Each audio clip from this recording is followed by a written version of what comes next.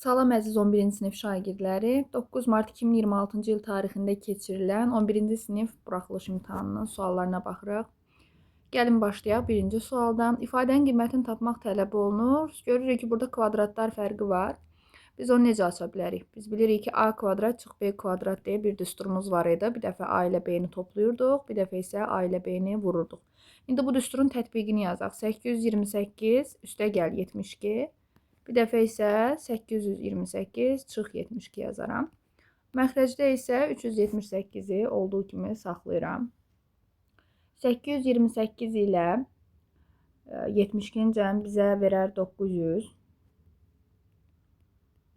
Daha sonra 828 ilə 72-nin fərqi də eləyəcək. Deyəsən 756. Daha sonra görək kimlər ixtisar gedir. 378 ilə 756-nı ixtisar eləyə bilərik. Hansı ki, bu bundan 2 dəfə böyüdür. Olacaq 900 vur 2. Yəni cavab olacaq 1800. C variantı. Növbəti suala baxaq. Ədədi silsilədən çox sadə bir sual düşüb. A13-ü verib, bizdən isə A28 də verib silsilə fərqini soruşur. Demək, ədədi silsilədə biz demişdik ki, əgər 2 dənə hədd verilərsə, onları dərhal bir-biri ilə əlaqələndirmək lazımdır. A28 bərabər A13 üstəgəl. Bunların arasındakı fərq 15 olduğu üçün indekslər arasındakı fərq üstəgəl 15D yazmalıyam, düzdürmü? Və yerinə qoyuram. 28 bərabərdir. A13-ün qiyməti 58-dir. 58 üstəgəl 15D. İşarə səhvi eləməməyə çalışın. 15D-ni buradan tapası olsam, uşaqlar, diqqətlə baxın, 28-dən 58 çıxmalıyam. Yəni 15D bərabər olacaq. 28-ə 58 çıxanda mənfi 30 eləyir. D-ni tapmaq üçün də mənfi 30-u bölərəm 15-ə. Yəni cavab olar mənfi 2B variantı. Baxaq 3-cü suala. İfadəni hasil şəklində yazın tələb olunur. Trigonometriyadan bilirik ki, cəmin hasilə keçmə düsturları necə idi? Kosinus alfa plus kosinus beta üçün. Yazıram düsturu bura. Kos alfa üstəgəl kos beta necə hesablanırdı? 2 vur kosinus. Burada gördüyünüz alfa betaların cəminin yarısı. Vur kosinus. Burada gördüyünüz alfa betaların fərqinin yarısı. İndi baxaq, bu düsturu necə tətbiq eləmək olar. Alfa betanın yerində bizdə 38 və 18 durub. O formada hesablayacaq. Yazacaq ki, bu ifadə bərabərdir. 2 vur kosinus. Demək, 38 ilə 18-in cəmi 56 eləyir. Burada isə 56-nın yarısını yazmalıyım. Yəni yazıram 56 bölü 2 vur kosinus. Fərqinin, yəni 38 ilə 18-in fərqinin, yəni 20-nin yarısı. Gəlin hesablayaq. 2 vur kosinus 56-nın yarısı 28 eləyir. 20-nin yarısı isə 10 eləyir. Belə bir cavab alınmalıdır. Baxaq görək hansı variantdır. Cavab olur D variantı. 64-cü suala baxırıq. Bu sual oxşarlıq mövzusuna aid sualdır. Deməli, nə edirik? Verilən 8, 17 və 20 şəkli üzərində qeyd elədim. Oxşarlıq sual olduğunu hardan hiss eləməlisiniz?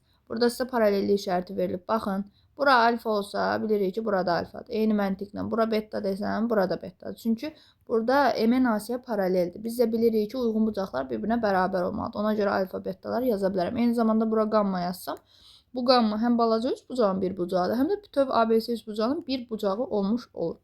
Beləliklə, üç bucaq M, B, N ilə üç bucaq A, B, C bir-birinə oxşar olmuş olur. Çünki hər üçünün bucaqları A, B qammadır, alfa, beta qammadır.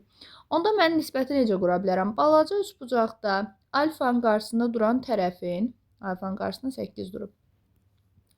Böyük bucaqda alfanın qarşısında duran tərəfin, böyük bucaq dedim ABC-dir. ABC-də alfanın qarşısında bütöv 8 ilə 17-nin cəmi durub, yəni 25 durub.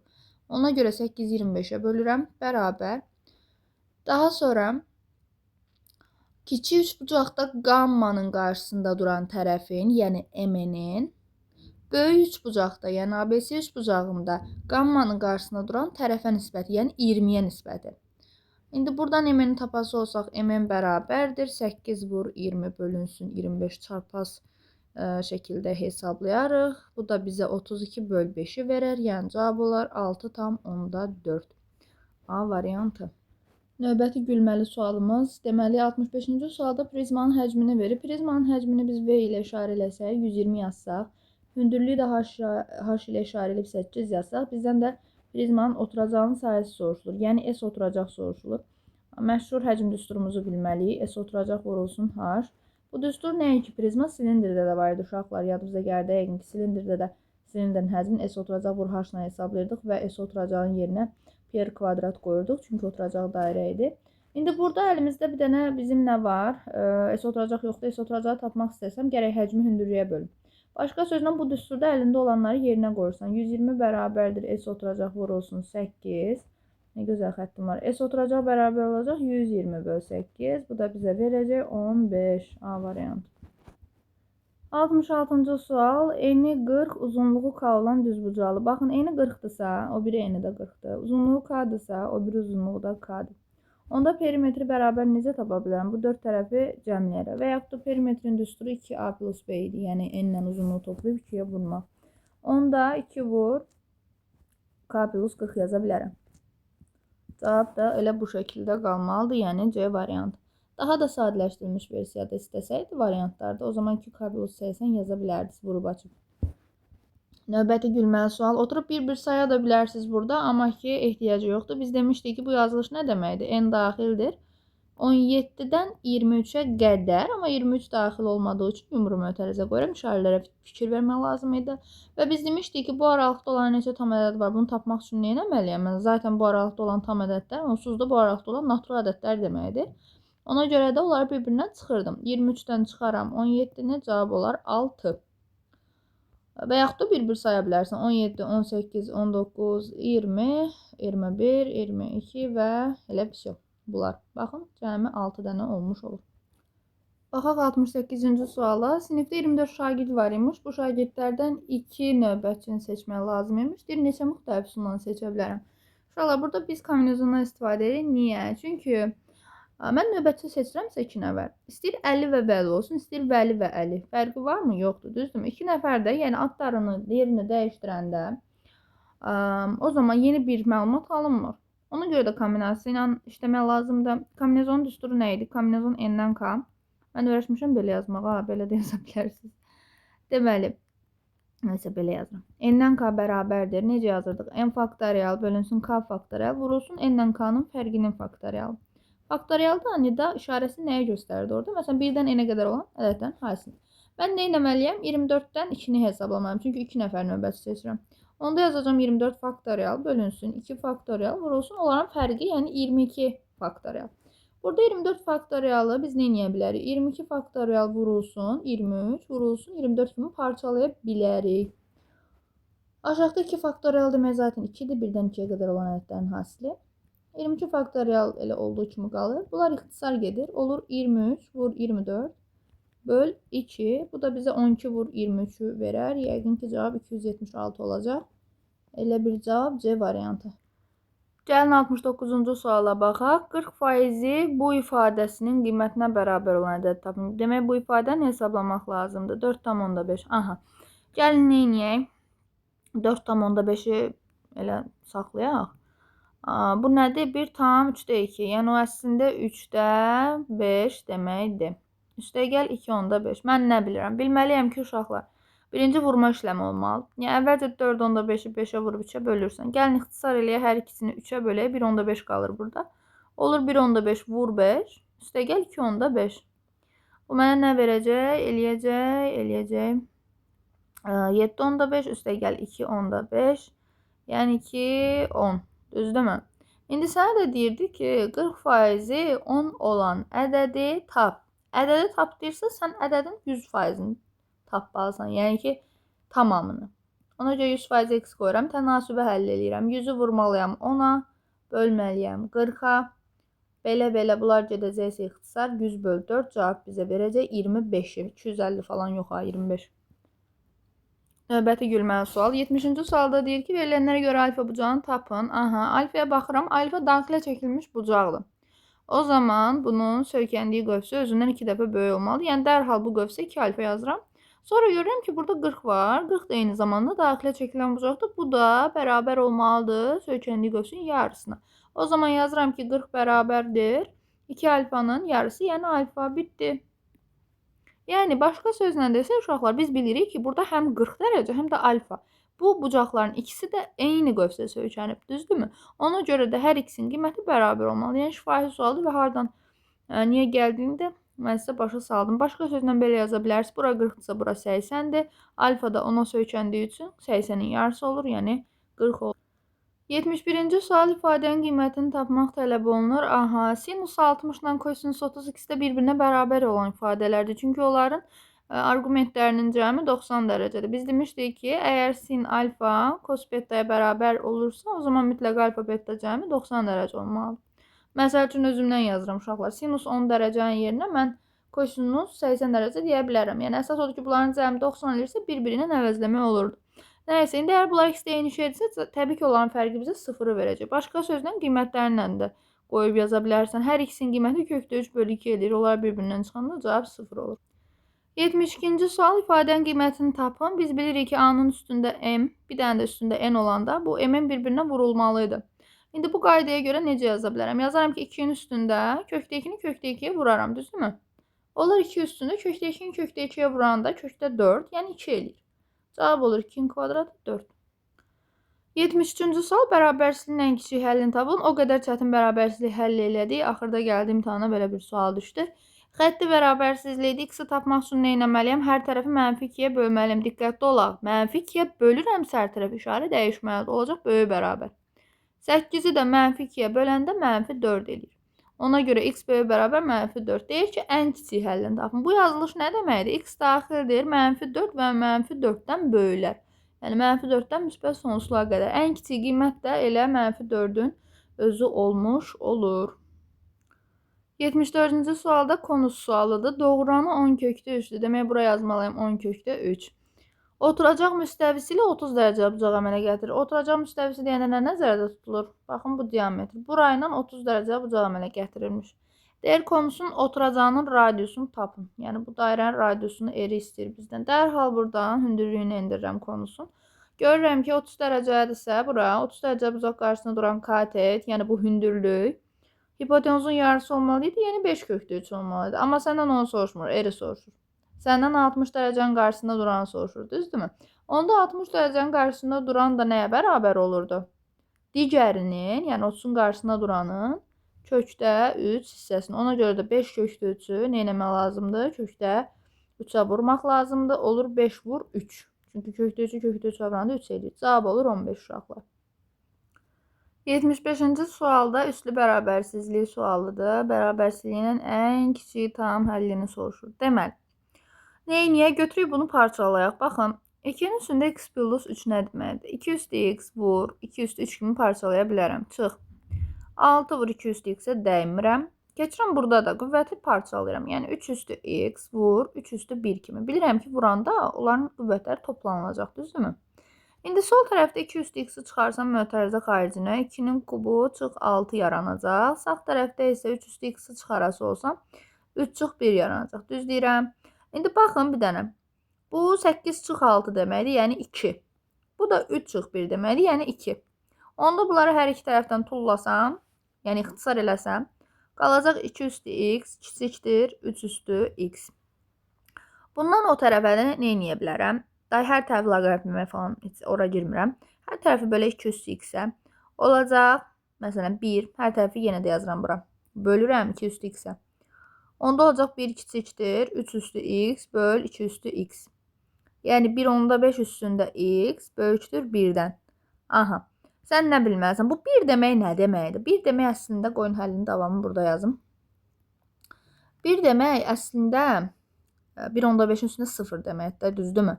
Baxın, bir dənə fikir verin. Əsas da 1-dən böyük olduğu üçün mən deyə bilərəm də x demək 0-dan böyük imiş ki, bu bərabərsizlik ödənilib. Çünki 0 və 0-dan kiçik olsaydı ödənməz. Bitdi. Demək cavabımız nə olmalıdır? X daxildir kimdən kimə? 0-dan müsbət sonsuzluğa. Bizdən nə istəyirdi? Unutdum. Ən kiçik tam həll. Aha, 0-dan böyük ən kiçik tam həll cavab olacaq 1. 76-cı suala baxırıq. AB 2 rəqəmli ədədlər üçün deyir ki, AB üstü xətt kök altında natural ədəd olarsa.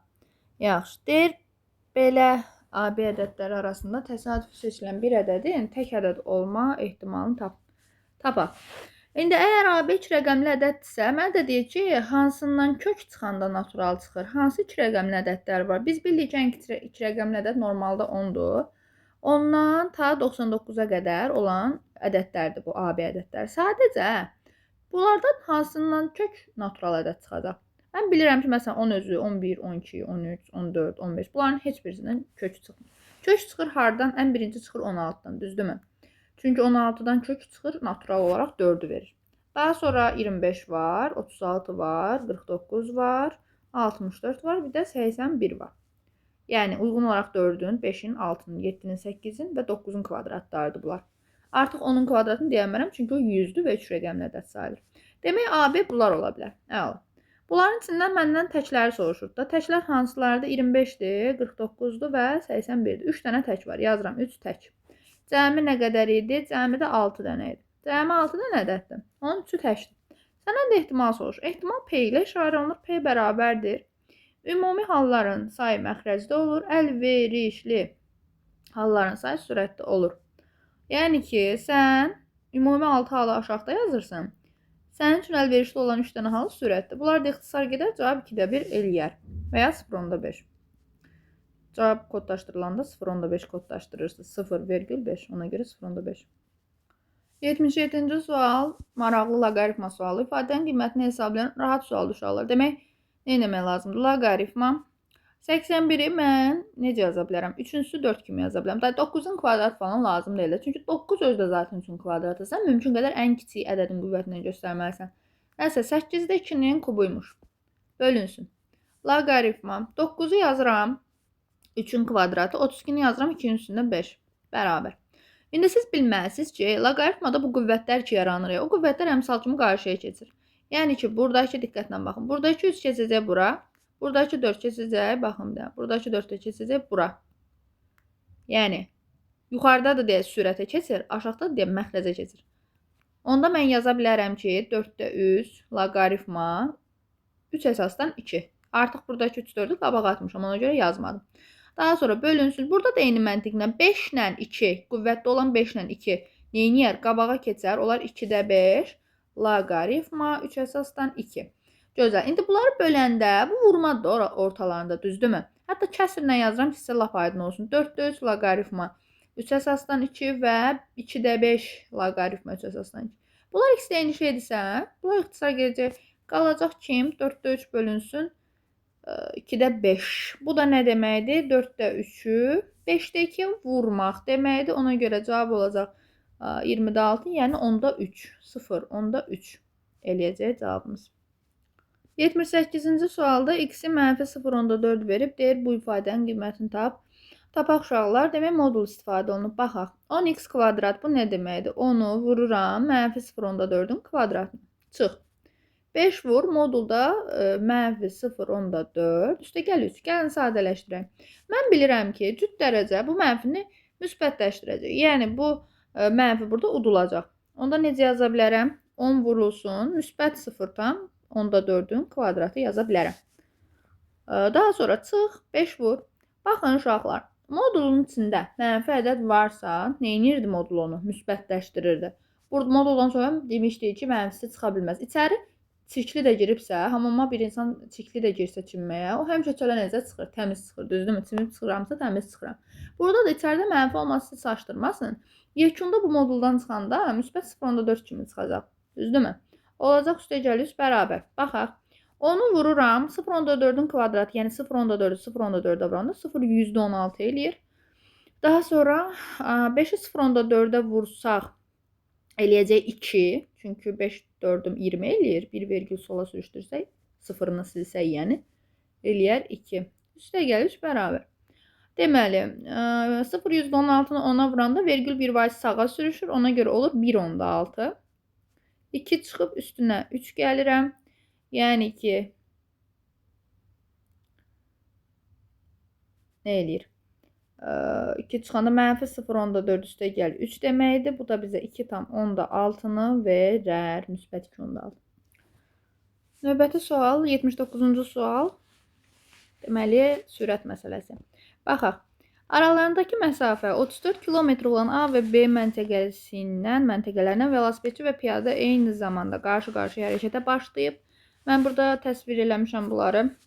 Daha sonra deyir ki, velosipedçinin sürəti piyadanın sürətindən 8 km/saat çoxdur.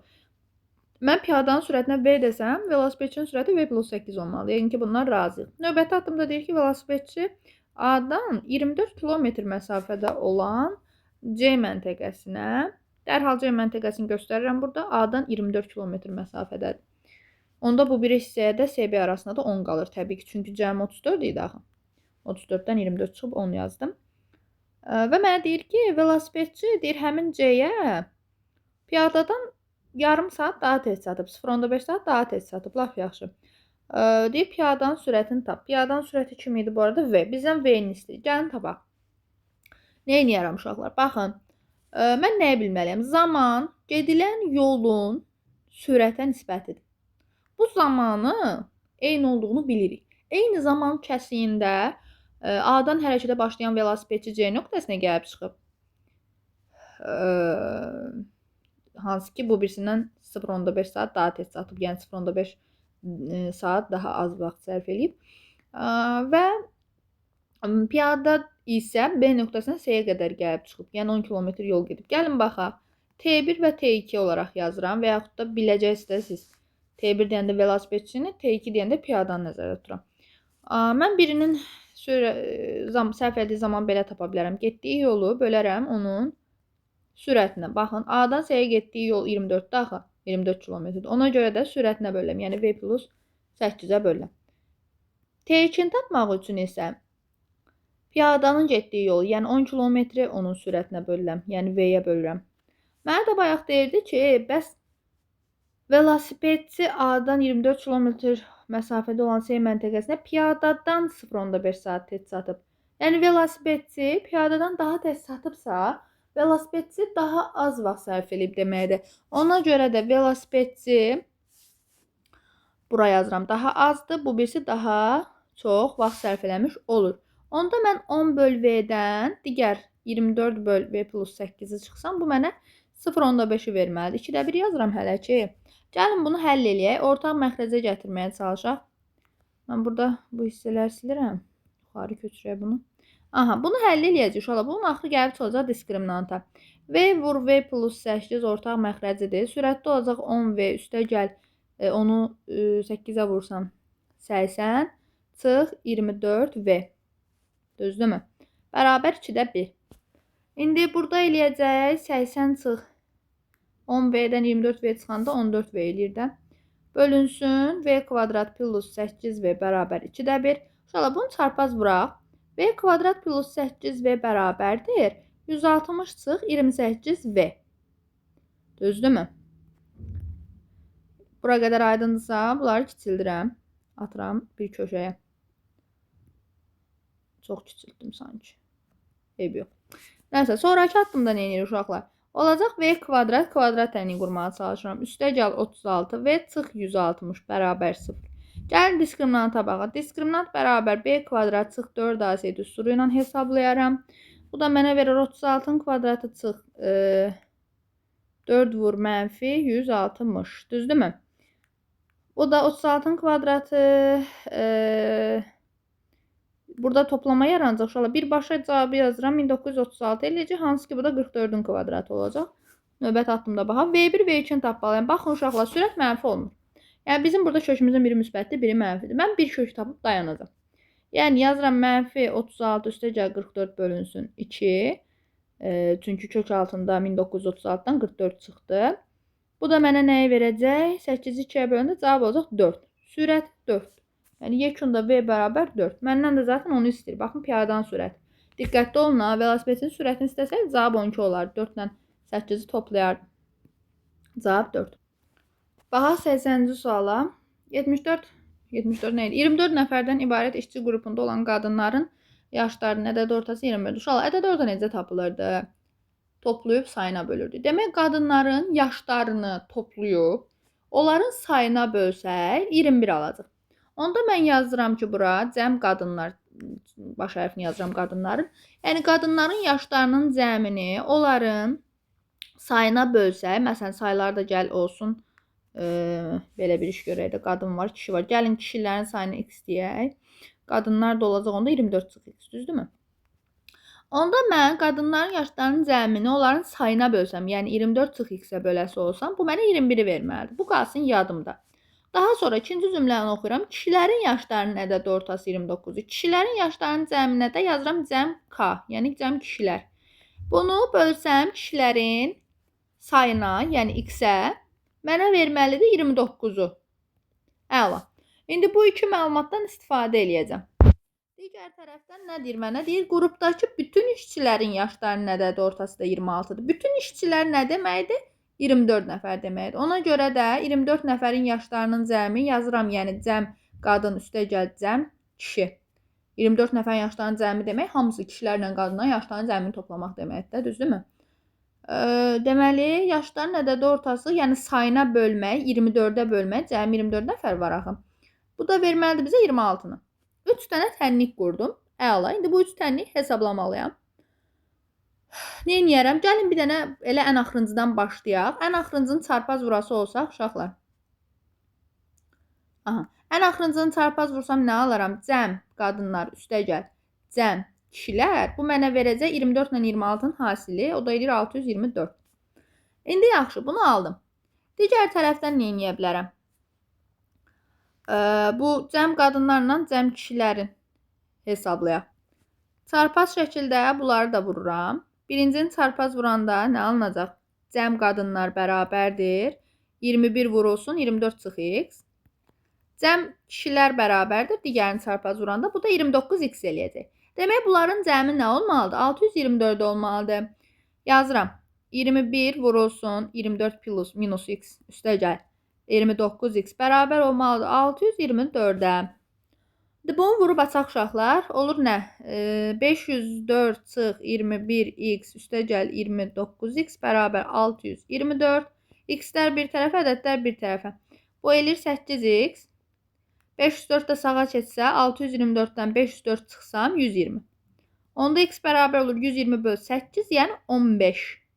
Məndən nə istəyirdi? Qrupda neçə nəfər kişi var? Kişi. Kişi biz x-ə demişdik, düzdür mü? Ona görə cavab elə 15 olur. Qadınları soruşsaydı 24-dən 15 çıxardım. Baxaq 81-ci suala. Kvadratik funksiyadan maraqlı bir sual düşüb. Aha, qrafikimiz verilib. AC BC perpendikulyar imiş şəkildən görürük. CO 5 imiş. Aha. Baxın, CO məsafəsi əgər 5-dirsə, mən bilirəm ki, o nöqtəsi koordinat başlanğıcıdır, yəni 0, 0-dır. Onda C nöqtəsinin koordinatında təbii ki, apsisi 0-dır, ordinatı isə 5 olar. Mən yazıram dərhal ora 5. Daha sonra deyir ki, BO AO-dan 25 dəfə çoxdur. Mən AO-ya bir dənə x yazası olsam, BO nə olacaq? 25x, düzdürmü? Burada da məşhur bizim h kvadrat bərabər mn düsturumuz ortaya girir. Bunu deməkdən dilimdə tük bitmişdi. Demək, OS burada 5-dir. Yəni h dediyim OS-dir də uşaqlar. 5-dir. Yazıram 5-in kvadratı bərabərdir. M vur n. Yəni bu hissə vur bu hissə. Yəni x vur 25x. İndi buradan nə alınacaq? Olacaq 25 bərabər 25x kvadrat. 25-lər gedərsə x kvadrat 1-ə bərabər olar. Burada 0 qalmır ha uşaqlar. 25-i 25-ə böldüm 1 qalır. Onda x olur 1. Aha. X oldu 1 uşaqlar. Bir şeydə diqqətli olaq burada. X modulca 1-də. Sadəcə nə demək istəyirəm? Bura yenə də koordinat başlanğıcıdırsa, o məsafəsi əgər x-dirsə, demək A nöqtəsinin koordinatı x olmalıdır da. Amma demək, ordinat oxundan soldadır deyə, ədəd oxundan sol tərəfdə deyə, bura 1 yox, mənfi 1 yazmalısın. Onu unutmayın. Digər tərəfdən B nöqtəsinə baxıram. Əgər buranı mən 25 tapmışamsa, müsbət 25 yazdım. Da mənfi yazdım. Çünki ədəd oxunda sağ tərəfdədir. Əla. Sonra nə deyir mənə? Baxım görüm. Parabolanın təpə nöqtəsinin apsisi. Aha. Parabolanın təpə nöqtəsi uşaqlar budur. Bu təpə nöqtəsinin səndən də apsisini soruşur. Yəni bax buranı. Bilməlisən ki, təpə nöqtəsinin apsisi, yəni M, hansı ki M istəyir səndən.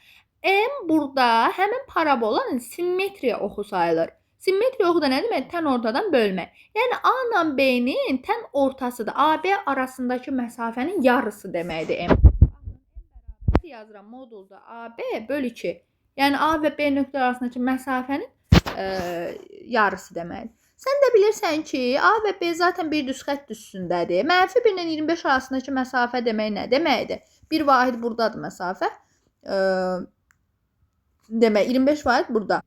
Cəmi 26 vahid məsafə var. Onu da yarıya böləndə olacaq 13. Təpə nöqtəsinin apsisi 13. 82-ci sual həndəsənin əsas anlayışlar mövzusuna aiddir. Mən sizə hər dəfə demişdim ki, bu məsələlərdə çaşmaq lazım deyil. Uyğun tərəfləri paralel olsun, uyğun tərəfləri perpendikulyar olsun, fərqi yoxdur. O vizual olaraq sadəcə şəkil üzərində fərqi var uşaqlar. Məsələlərdə heç bir onun fərqi olmayacaq. Burada paralel və ya perpendikulyar yazsa. Deməli, əgər demişdik ki, uyğun tərəflər istəyir paralel, istəyir perpendikulyar bucağı olsun. Əgər müxtəlif adlı deyirsə, onların cəmi 180 dərəcə olurdu. Eyni adlı deyirsə, hansı ki burada var, o zaman bir-birinə bərabər olurdu. Tamam. O zaman mənə deyir ki, alfa və beta müxtəlif adlıdır. Neynəməliyəm? Alfa ilə betanın cəmi 180 götürməliyəm. Sonra qamma və fi isə uyğun tərəfləri paralel olan eyni adlı bucaqlardır. Ona görə qammanı mən fiyə bərabər eləyirəm. Deyir, qammanın dərəcə ölçüsü alfanın dərəcə ölçüsündən 20% azdır. Aha, yazıram qamma bərabər. Alfanın dərəcə ölçüsünün 20% az. Yəni nə deməkdir bu? Alfa çıxılsın alfanın 20% deməkdir uşaqlar. Yəni ki, alfa çıx 0.2 alfa deməkdir. Mən onda 0.8 alfa yaza bilərəm də bunun yerinə, düzdürmü? Qamma bərabər 0.8 alfa yazıram. Əgər sürətli danışıramsa, videonu sürətini zəiflədib baxmağa çalışın və ya ikinci dəfə təkrar baxmağa çalışın. Fi'nin dərəcə ölçüsü betanın dərəcə ölçüsündən 20% çox olarsa, yəni yazıram fi bərabərdir betadan 20% çox demək, beta üstəgəl betanın 20% deməkdir. Yəni beta üstəgəl 0.2 beta. Bu da bizə 1.2 beta verəcək. Olacaq 1.2 beta. Bu hissələri silirəm uşaqlar, yəqin ki aydın oldu ya da silməyim.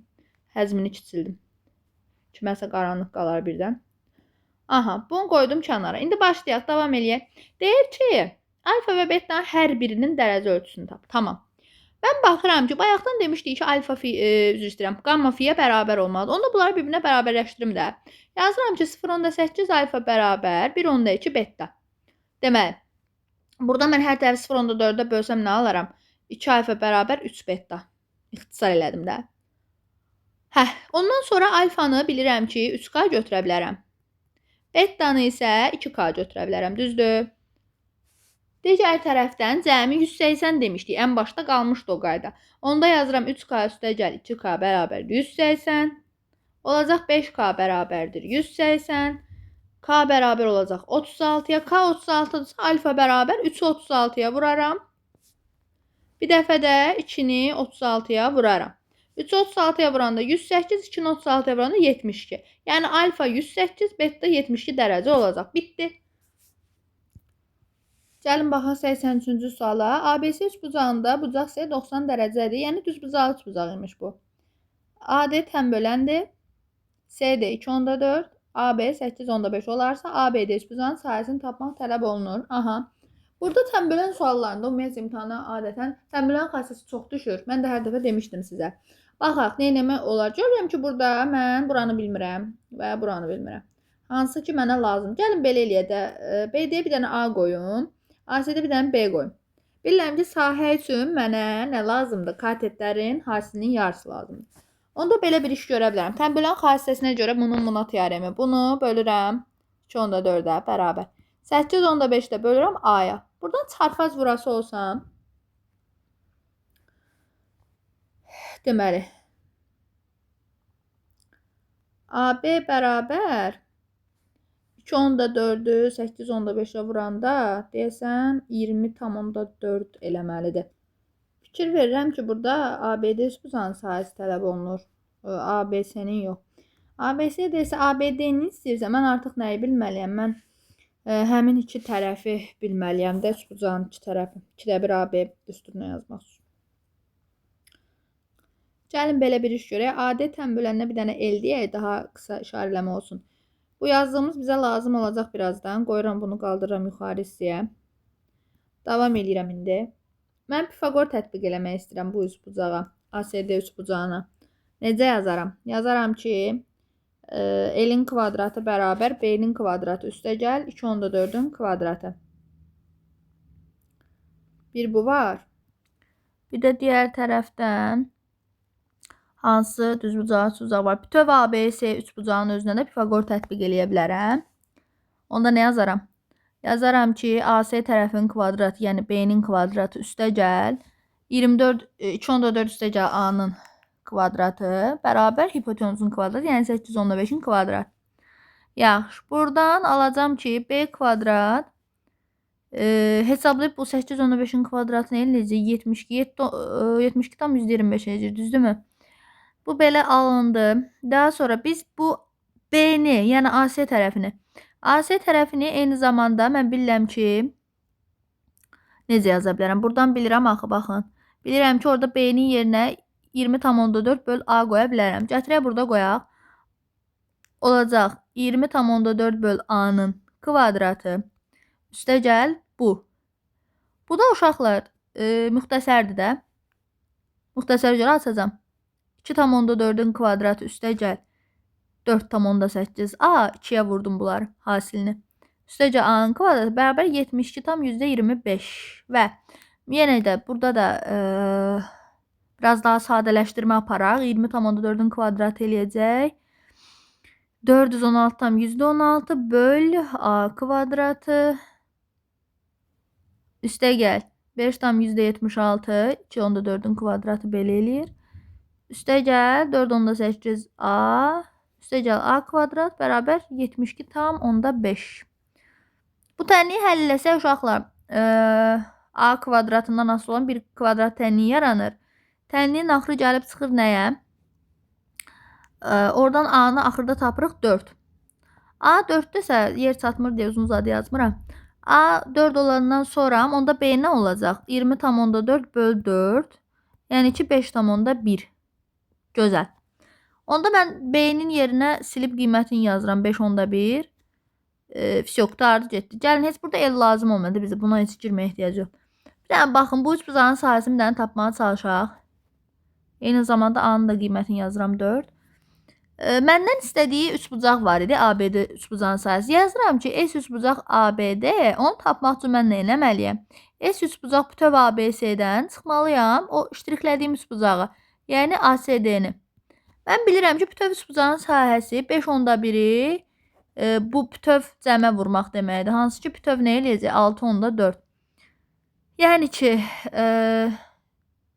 düz yazdım da. Deməli, yəni ki, 2/1 vur 5/1 vur 6/4. Bu mənim ABS üçbucağımın sahəsidir. Buradan da çıxmalıyam. 2/1 vur 5/1 vur 2/4. Bunu çıxmalıyam. Burada 2/1 vur 5/1 zaten ortaq vuruqdur. 6/4-dən 2/4 çıxanda zaten 4 eləyəcək. Düzdürmü? Bunu da hesablayası olsaq, 2-yə vuranda 10/2 eləyəcək. Düzdürmü? 2-lər ixtisarcası 10/2 alınacaq.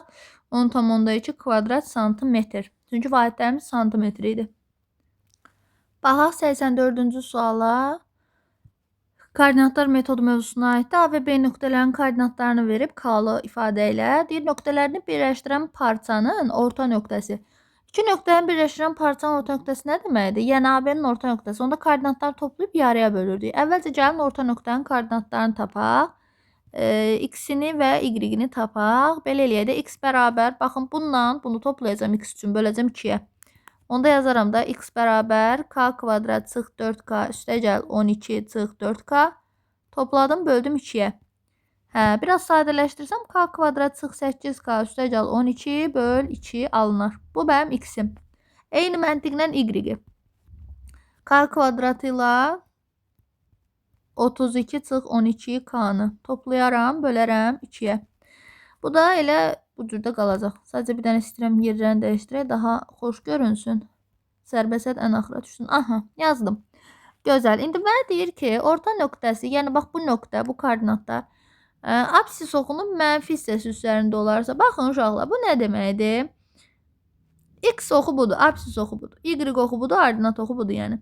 Apsis oxunun üstündə olmağı, üzərində olmaq deyir, baxın. Apsis oxunun üzərində olmaq o deməkdir ki, bunun Y-i 0-dır. Məsələn, o nöqtə burada da ola bilər, burada da, burada da. Əsas odur ki, apsis oxunun mənfi hissəsi üzərindədir. Yəni, nə demək istəyirəm? Baxın, bu çəkdiyim nöqtələr kimidir. Burada təbii ki, Y 0 olmalıdır. Ona görə dərhal bunu 0-a bərabər eləyəm. Onda Viet teoreminə görə bilirəm ki, sürət 0 olmalı və köklər bilirəm. K1, K2 cəmi 12, K1, K2 hasili isə 32. Hasili 32 cəmi 12 olan kim var? 4-dən 8. 4-dən 8 hər ikisi mənim kökümdə olmağına hələ ki, biri 4, biri 8. Amma sən yoxlamalısan ki, görün bu nöqtələrdən hansı mən də absisoxum mənfi eləyir və ya müsbət eləyir. Bunun üçün də x-in yerində qoyub bu kökləri yoxluyursan. Çünki səndən k-nı tap deyir. Bu 2k-dan biri alınmalıdır. Gəlin ikisini də yoxlayaq. Bir dəfə k-nın yerinə 4 qoyuram. K kvadrat çıx 8k plus 12-də görün müsbət eləyəcək ya mənfi. Olacaq 4-ün kvadratı çıx 8 vur 4 üstəgəl 12. Deməli, nə eləyər? Gəl hesablayaq. 16 çıx 32 üstəgəl 12. Bu bizə mənfi verəcək də, düzdürmü? Deyəsən mənfi 4 eləyir qiymət. Düzdür, mənfi 4, bəli. Hətta məxrəcində də 2 var. 2-yə də böləndən sonra eləyəcək yekun qiymət olaraq absis eləyəcək mənfi 2. Yəni bu okeydir uşaqlar. 4-ü götürə bilərəm. Amma 8-i yoxlasaq nə olacaq? Baxın, eyni ifadədə 8-i yoxlasam. 8-in kvadratı çıx 8 vur 8 üstəgəl 12. Olacaq 64 çıx 64 üstəgəl 12. Bilirəm ki, bunlar islah gecə zaten müsbət alındı. Görürsünüz? Müsbət alındı deyə mən bunu götürə bilmərəm. 8-i götürə bilmərəm. Cavab olacaq elə 4. Baxaq sonuncu sualımıza. Euler-Venn diaqramında A və B çoxluqlarının elementlərinin sayı verilib. Aha, deyir kəsişmə B fərqi A-dan böyükdür. Aha, kəsişmə buradır uşaqlar. Yəni 3x plus 4 böyükdür. B fərq A isə buradır. Yəni 19 çıx 2x-dən. Gəlin bu bərabərsizliyi həll eləyək. 5x böyükdür. 19-dan 4 çıxaram 15. X böyükdür 3 alınır. Daha sonra baxıram, deyir x-in natural qiymətləri üçün bunun ala biləcəyi ən kiçik ən böyük qiymət. Aha. Digər tərəfdən uşaqlar bir şey unutmayaq ki, burada baxın, bu zaten toplamadır, toplama. Bunlarda sorun yoxdur da. Zaten toplama olduğu üçün bunlar naturaldır. Amma burada çıxma var. Biz 19 çıx 2x-ni də eyni zamanda nə götürməliyəm? Böyük bərabər 0. Çünki heç vaxt elementlərinin sayı mənfi ola bilməz. Ya 0 ya müsbətdir. Ona görə də bu bərabərsizliyi həll edirəm. Yəni 2x çıx 19 kiçik bərabər 0. Buradan x kiçik bərabərdir. Nə olar? 2x kiçik bərabər 19-dan x kiçik bərabər 19-un yarısı, yəni 9 onda 5. İndi uşaqlar 9 onda 5-dən kiçiklər və 3-dən böyüklər. Təbii ki, bilirəm ki, x nəyə daxil olacaq? X ola bilər 4, 5, 6, 7, 8 və 9 özü də. Məndən də soruşur A fərq B-nin, yəni bu hissənin ala biləcəyi ən kiçik və ən böyük qiymətlərin cəmi. Yazıram ən kiçik qiymət bərabərdir. Ən kiçik qiymət üçün x yerinə minimum bir şey qoymalıyam, yəni 4 qoymalıyam. 2 vur 4 üstə gəl 5. 8-ün üstə 5 gəlsəm eləyəcək 13. Bir də ən böyük qiymət. Ən böyük qiymət üçün də x-in yerinə 9 qoyaram. 2 vur 9 üstə gəl 5. 18-in üstə 5 gəlsəm eləyər 23. Son olaraq bu ikisinin cəmini istənilirdi. Yəni 13 ilə 23-ü toplayaram. Cavab olar 36. Belə uşaqlar gəldik bu imtahanın izahının sonuna. Ümid edirəm ki, bütün sualları tam şəkildə aydın izah eləyə bilmişəm.